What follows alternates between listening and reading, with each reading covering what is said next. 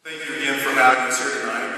I appreciate the chance to actually have a race. This is now a horse race. We've closed the gap from 60 points a year ago to the latest poll numbers, and it was close to 10.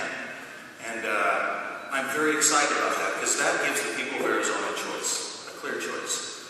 I believe right now more than ever we need business people back in Washington, D.C. People who've actually done a job, who've actually signed in front of a paycheck as well as the back, who have balanced budgets, who have made payrolls, who've had to take businesses and make cuts and shut them down, and have had to reformat other businesses and retool other businesses, and then have grown other successful businesses. People are hurting right now, and it's time to pay attention to that and actually have some common sense problems.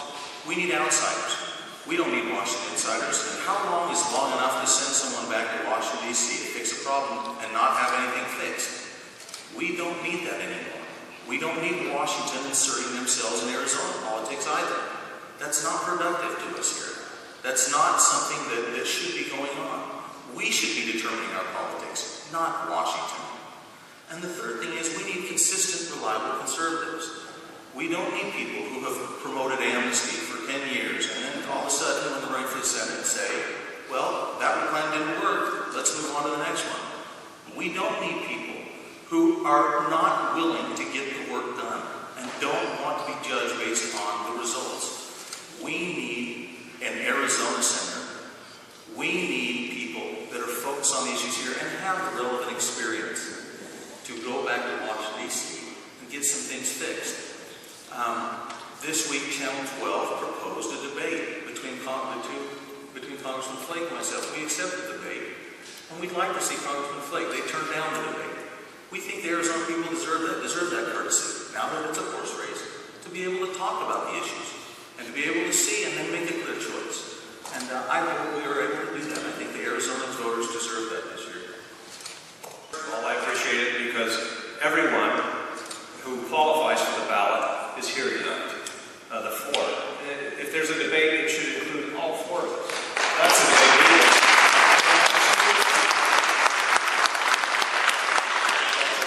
There's a fellow named John Lyon, who's a very well-meaning guy, who's also running for Senate, but he didn't get enough petition signatures. So if you want to vote for John, he is a write-in candidate for U.S. Senate. So you do with all four? That's right. Okay. Oh yeah, that's what we've said the whole time. Let's have all four, any four. Hey, let me just say that the biggest issue facing this country by far is our enormous debt and deficit. The Secretary of Defense, Bob Gates, before he left office about a year ago, was interviewed just before he left, and the interviewer asked him, what threat keeps you up at night? What do you worry about at night before you go to bed? And everyone, I think, expected him to say nukes in Iran, or loose nukes in Pakistan, or Afghanistan, or Yemen. And instead, he said, the national debt. This is the Secretary of Defense saying the national debt. He knows, as we all should know, that unless we get it under control, this debt of $16 trillion and this deficit of $1.3 trillion that we add every year to this debt, unless we get that under control, nothing else matters. We won't be able to fund any aspect of government or the national defense. We need somebody who will go to the Senate and stand up for what's right, no matter who's in charge, their party or the other. And that's the reputation I've had in the House. I was actually thrown off one of my committees as punishment by my own leadership for standing up on earmark spending. And now I'm on the Appropriations Committee. Things change when the right party takes power again. That's what we need in the Senate. We need somebody who has a record of doing this over and over and over again. So I appreciate this forum, this opportunity to spell these things out, and thank you for all your work. This is where it happens at the grassroots level. Thank you for all you do for this great country and this community. Thanks. I want to address a couple of things here. Channel 12 for one. I happen to know that our campaign's contacted them a number of times. They don't even return the calls. They find other reasons not to do it. It's up to you if you really want fair elections in this state of this country to take your own republic back. Because the press, both print, radio, and TV, and now the internet, is bought and paid for by both parties and those with money. And that's a fact. Now, Now, as far as being a conservative, I'm a Christian constitutional Republican, and I am a conservative. And I am consistent, and I'll tell you how I can prove it. I've never given a dime to John McCain. I've never given a dime to Jeff. I've never given a dime to Tom. I've never voted for them, and I will not, because they're not conservatives and they don't maintain my values. Not the ones I'm interested in.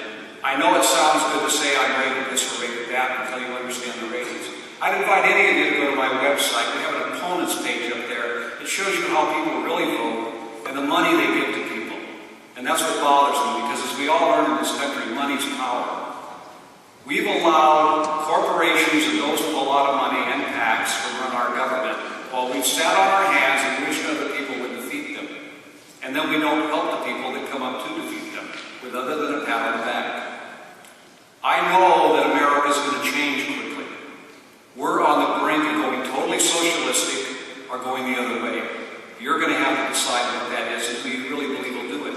Now, I happen to know if we reinstitute the Constitution and the law of the land, anybody in Washington isn't going to have any power anymore. And that's really the problem. A lot of the issues we talked about up here tonight should be state issues, other than our security. The rest of it's basically state. And our federal government's intrusive into our lives. And the people we've had back there for 2, 6, 10, 12, 24 years are the intruders. Try to understand our federal government is intruding into our lives. They're violating our rights. And you better wake up, America, while you can still call yourselves Americans. That's why I'm running. I've got a great-grandson now who will be coming to live here in a few short months, hopefully. I want him to have the country my great-grandfather had, not the one I'm living in today. And with the people that we've got back there and some of them running now, it's going to get worse. Thank you.